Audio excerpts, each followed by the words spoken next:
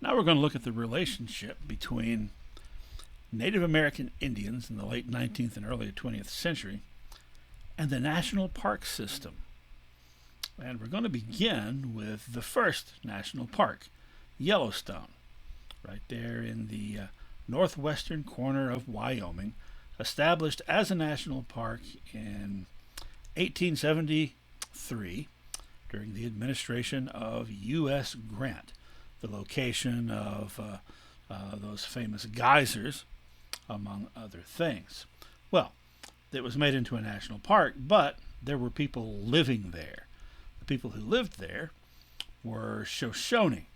That was their permanent residence. But there were several other tribes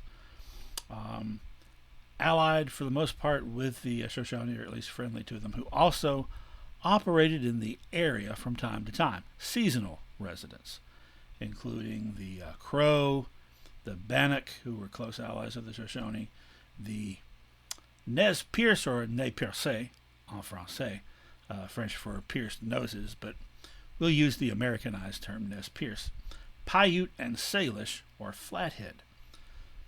So why were they there seasonally? Well, they had specific uses for the area, such as hunting and gathering. Also, the Plains tribes, like the Crow, came into the area specifically for the trees, to cut down small trees, saplings, to use as lodge poles because they're kind of hard to come by in the northern plains. And several of these tribes came to the area to conduct rituals because it was a sacred area to many of them. All right, well, now we'll be getting back to Yellowstone. We're leading up to that, but we're going to go a little bit further west and talk about the Nez Perce in their home area, the area where they did reside, and that's in green there at the sort of Idaho for the most part, and then part of the southeast corner of Washington, and a little bit, a larger bit of Oregon there. One of the leaders of the Nez Perce was named Thunder Rolling Down the Valley, but that's that's a mouthful, especially in the Nez Perce language for Americans. So Americans called him Joe, Chief Joseph. Now, Chief Joseph's band lived in the Wallowa Valley, which is right around there. In 1877, the Nez Perce were informed that they were going to be confined to a reservation. And the reservation is there in brown. You can see it's a tiny fraction, maybe 1/20th of their original territory, and it's in Idaho. Well, some of the Nez Perce agreed to go onto the reservation, but some of the ones in the Wallowa Valley, including Chief Joseph and his band, and others, I think Looking Glass was one of them, refused to go. In fact, they said this valley holds the bones of our grandparents, and we will not leave them. Well, as they're trying to work out some kind of negotiation with the government in which they can stay in their home valley, which is not destined to end well for them because that valley was very desirable to settlers, tensions rose among the younger men of the bands and the settlers who were already moving into the area, and some fights broke out and some settlers were killed. Once this happened, Chief Joseph and the other leaders realized that they're not going to get to stay in their home valley. They are going to be forced to leave. And they decide that if they're going to be forced to leave, the least they can do is decide where they're going to go. And they decided they're headed north to Canada to join up with Sitting Bull. Remember last time I said that after the Battle of the Little Bighorn, Sitting Bull's band of, I believe he was Hunkpapa Lakota, went up into Canada. So these Nez Perce were going to join them there. But as you can see, they didn't go straight up to Canada. They all of a sudden sort of took a serious detour, and they went to the Yellowstone area. Part of the reason for them doing that was that they were trying to go there and get their allies, the Shoshones and some of the other tribes operating in the area, to join up with them and head up to Canada and say basically to the United States government, screw you, we're leaving. But they couldn't get anyone to come along with them. Excuse me. Now, here's where the park really comes in. The park had been open for about 3 or 4 years, and there had been a lot of publicity about this park and a lot of encouragement of people back east to come west and see the beauty and grandeur of Western America in its primal state, in its natural state. Come and see the wild animals. Come and see the Indians from a distance was the intention. However, Chief Joseph's band wound up capturing a bunch of tourists. So you've probably heard of cavalry versus Indian stories. Not so much tourists versus Indians. But they took them hostage, held them for a few days, ultimately turned them loose. But probably not good publicity for this new park. Eventually, without getting anybody to join them there in the Yellowstone area, they then headed due north for the Canadian border and almost made it. They were pursued by the U.S. Army the whole way. It was a running fight, and a lot of the Nez Perce were killed in the fight. Others died of exposure and starvation along the way because the whole group, old people, women, and children, were traveling. But finally the cavalry stopped them, just a little bit short of the Canadian border. Now you might wonder, if the U.S. government wanted their land, and now they're threatening to go to Canada, why didn't they just let them go to Canada and get rid of them? Well, the answer to that is it would be a bad precedent for Indians to make their own decisions about what they were going to do. And that might give other native groups ideas of not following directions. So they were ultimately captured. Chief Joseph gave a stirring surrender speech, concluding with the famous words, "From where the sun now stands, I will fight no more forever." In the speech, he mentioned he didn't even know if his children were alive or dead. He had lost track of them in the fighting. And Chief Joseph and the members of his band were removed to Oklahoma, western Oklahoma, which was a whole lot different from Oregon. Now, this attempt of Chief Joseph and the Nez Perce to make it to safety and freedom really inspired the imagination of a lot of Americans, especially in the East. And they got a lot of support. A lot of people wrote their congressmen asking for something to be done for these brave souls. And so after being forced to live in Oklahoma for a while, they were allowed to go back to the Pacific Northwest, but they were not allowed to join the other Nez Perce who had immediately at the beginning gone on to the reservation. And instead, they were sent to a different reservation with a bunch of other native people, the Colville Reservation up in Washington. You can see they're much, much farther away from the Wallowa Valley than the initial Idaho Reservation would have been. But at the same time, a whole lot better than Oklahoma. At least it was a region and a climate and terrain that they were familiar with that at least kind of felt like home.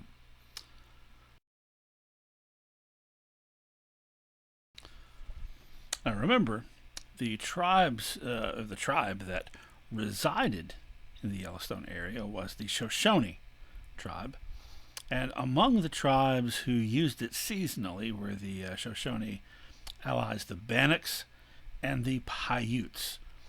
Now, in 1868, a treaty was made with the Shoshone and the Bannocks, providing a reservation for them, to which they were supposed to be confined to live, called Fort Hall Reservation in Idaho. And that's there in the red. The green is Yellowstone. So according to the treaty, this did not infringe upon those tribes continuing to hunt in the traditional areas in which they hunted. And that this would be true. They would be allowed to hunt on public land for as long as that treaty existed with the United States. That was 18 1868. Well, the park was formed, remember, in 1873. Then in 1878, the Bannocks and their Paiute allies went to war with the U.S. 1979, the Shoshones, the Sheep Eater clan were involved, or band were involved in a war that was actually the last Indian War of the Northwest. That was 1879. And they were confined. Those who were not already confined to the reservation were then confined to that reservation in Fort Hall, Idaho.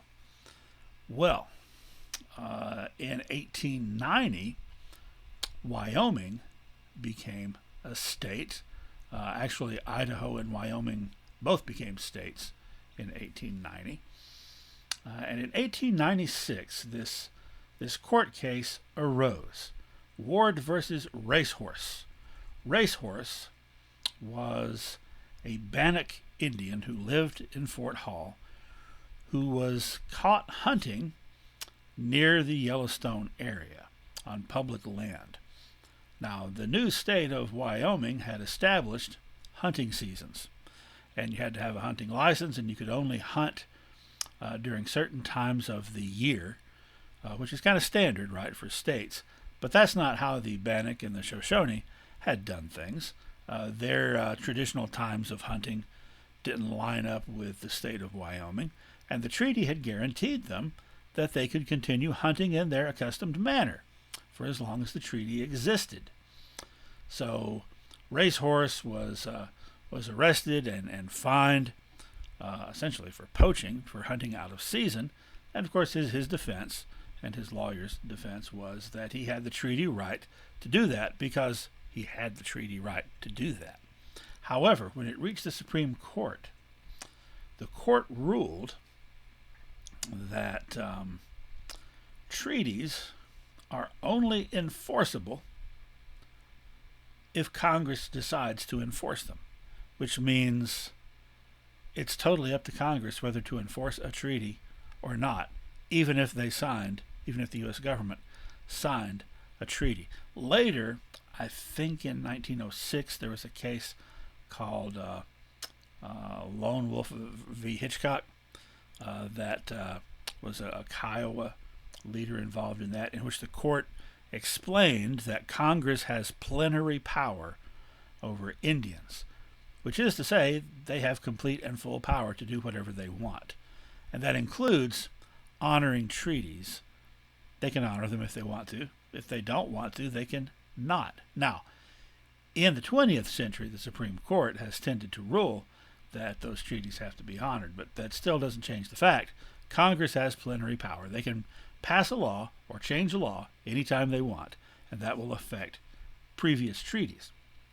In addition to that, the court ruled in Ward versus Racehorse that when the treaty said, as long as this treaty exists, it was implied that that meant until something changed.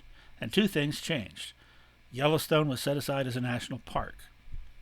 The argument was that the very act of establishing Yellowstone National Park meant Congress was nullifying any treaties regarding the area. Then it was ruled further that the change of Wyoming becoming a state changed the status. So what that means is that all those treaties that guaranteed things to the Indians forever, for as long as the grass grows and the water flows, forever isn't meant to be taken literally. Forever is just meant until something changes, which of course is not how the Indians understood it at the time or afterward. But this was a precedent that was going to be used for a very, very long time, especially where Native American rights around parks were concerned. All right, another park that we're going to talk about that's in this same region, Glacier National Park, up in the northwestern part of Montana, established in 1910, part of what the Great Northern Railway called the Switzerland of America. I think I've talked about this before, the fact that the railroads were really, really invested heavily in the national park system because it helped the tourism industry grow, which meant people are going to be riding trains, and it also meant that people are going to be stopping off at the very elaborate lodges that the railroad built and maintained. So this was going to be a primo destination for tourists, Glacier National Park, but much like Yellowstone, there were people who lived there.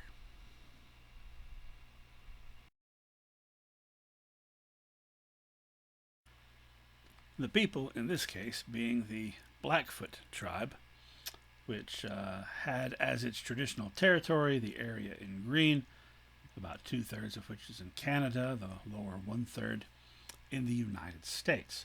Now, they were guaranteed a reservation, you can see there in brown on the U.S. side, in 1855, initially in 1851, the Treaty of Fort Laramie, which was revised 4 years later. So when this treaty was made in 1855 and they got this reservation, they were told, just as the Shoshone and Bannock had been told, that they would be able to continue hunting in their traditional grounds. That was government public property, because they now had basically accepted this reservation, but they could continue hunting in the traditional places that they previously had, because even though they didn't own the land, they had usufruct rights, which goes all the way back to Roman law. That means that you have the right to use the land even though you don't own it, essentially, as long as you're not destroying it. All right, well, if you will notice, we'll look again at this green area that was their traditional homeland. Most of the Blackfoot territory was in the plains, but all down the western edge of their territory is in the Rocky Mountains. All right, the Blackfeet referred to that area as the backbone of the world. It was their hunting ground and it was sacred to them. However, the U.S. government eventually referred to it by the 1890s as absolute virgin land, untouched by the hands of man, which must be preserved. Of course, when they say untouched by the hands of man, they mean untouched by white men. There had been plenty of Native American activity for a long time by the Blackfeet in this area. Well, again, like the Shoshone, they had been told they could continue hunting, so they assumed that they would be able to continue doing so. But first in, I think, 1896, the Lewis and Clark Park was formed in part of that area. Then the Glacier Park was formed, became Glacier National Park in 1910, and they weren't allowed in anymore because now it's a national park. They weren't allowed in to hunt, but the Park Service was very happy to have them right at the entrance to the park, right where the tourists could see them on their way to the park. And sometimes the Blackfeet would come out, in all their regalia and greet the tourists, and high old time would be had by all.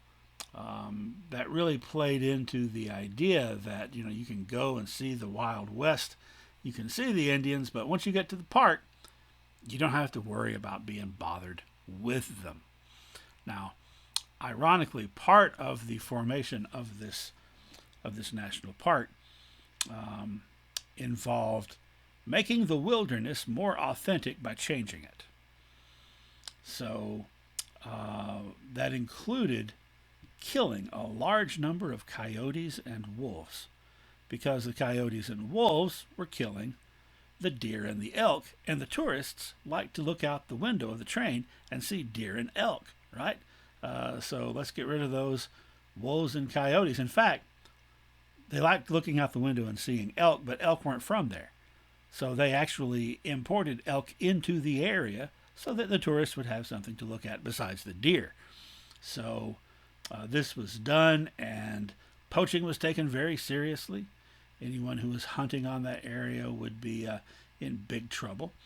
Now, can you guess what the results would be from importing new species into the area while at the same time eliminating most of the predators? Well, you had a huge overpopulation of elk and deer who wound up, the tourists got to look out the window and see them starving to death, which was not part of the plan.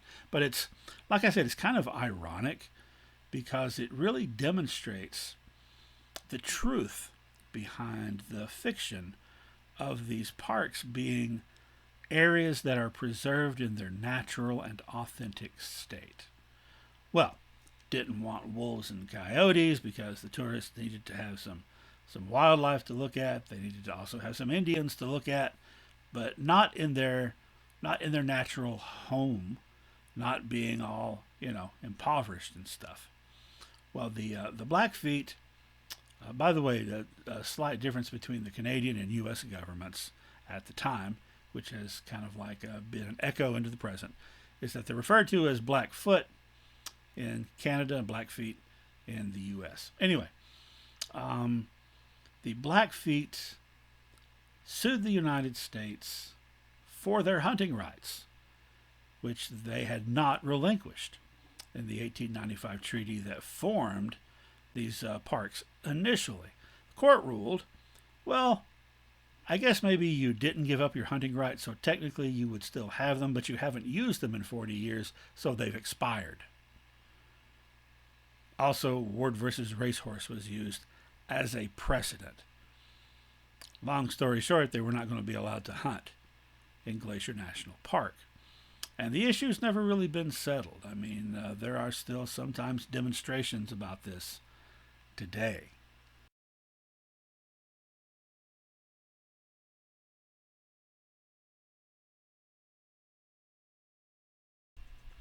Well, let's go just a little bit further south to the area that's known as the Four Corners, where Utah, Colorado, Arizona, and New Mexico meet. And it is right near that area that the Mesa Verde State Park sits, home of the city of the Anasazi that we talked about much earlier in this course, the city that was carved into the side of the mountains, made into a national park to preserve it by the National Park Service. In 1906, located there in the southeastern corner of Colorado, just north of the boundary of the Southern Ute Reservation.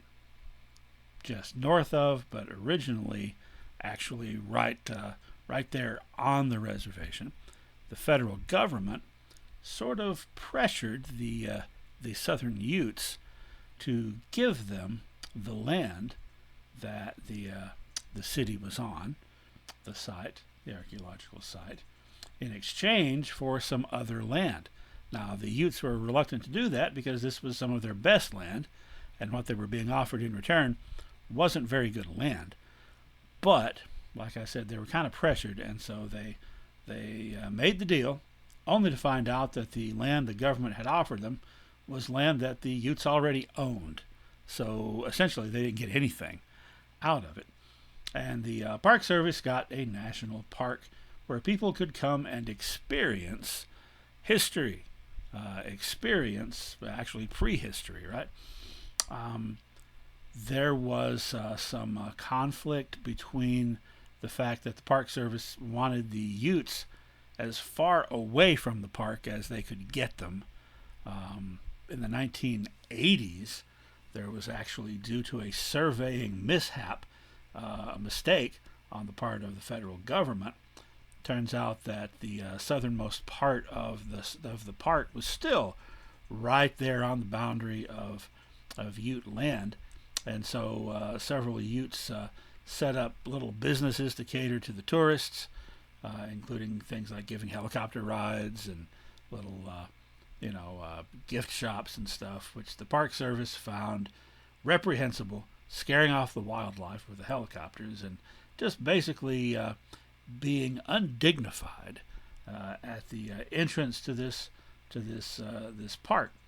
That resulted in some extended litigation. Eventually, what the Utes did was they set up their own park, their tribal park, just south of the national park on their own land, which actually now is a pretty big tourist destination of its own.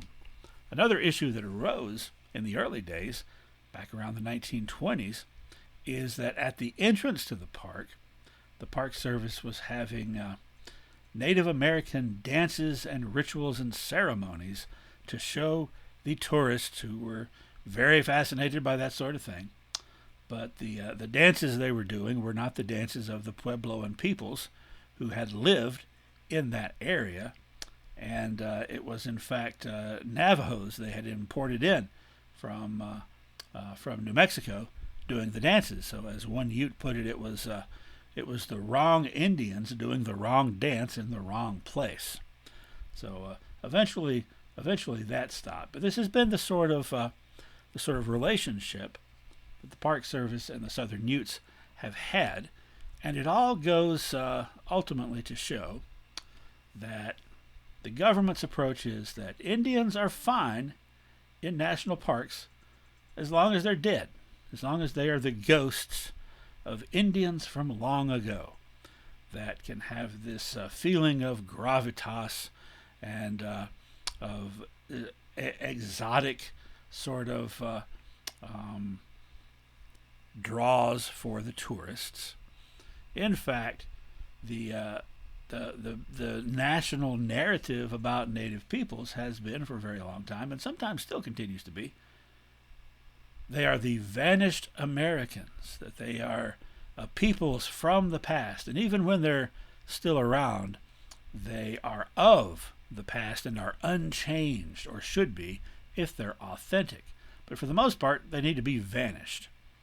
And the U.S. government has set itself up through the Park Service as protectors and preservers of the memory of the Indians over and above anything that the actual Indians who still live in the area might have to say about it. So, some of the rationales then for keeping Indians out of the state parks, for removing them from those parks when they're established, the protection of the parks in order to create tourism, that is to keep the Indians from trashing the place up so the tourists will want to come look at it, and the protection of the tourists from Indians, remember Chief Joseph, and the protection of the sublime, things like that Mesa Verde, Anasazi ruins that just makes you sort of overwhelmed to see it, needs to be presented in a certain light, a certain venue, at least from the perspective of the government. And the protection of archaeological sites. Now, these areas have to be protected from people coming around, tromping all over them, including the descendants of the people who built the place, whose land it originally actually was. So all these arguments are pretty weak. The protection of tourists, maybe in the 1870s, but it's not the 1870s anymore.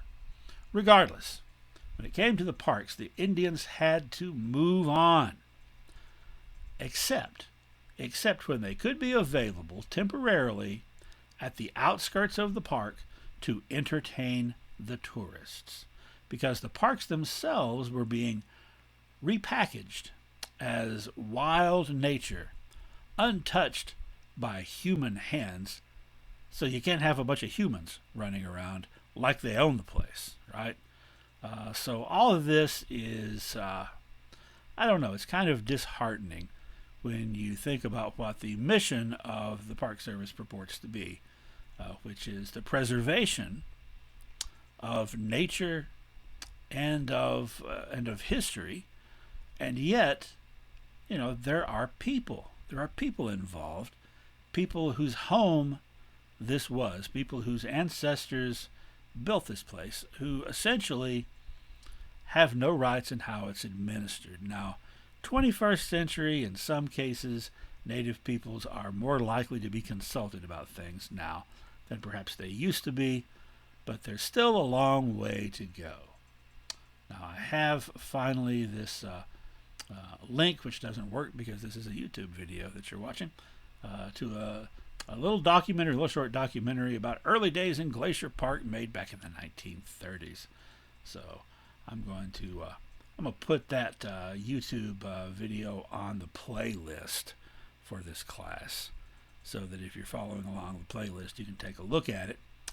But it's a lot to think about. It's a lot to think about, the situation that Native Americans are put in, where they are essentially being frozen in amber, frozen in the past, not allowed to adapt, not allowed to change, not allowed to let anyone know they exist, really, in some cases.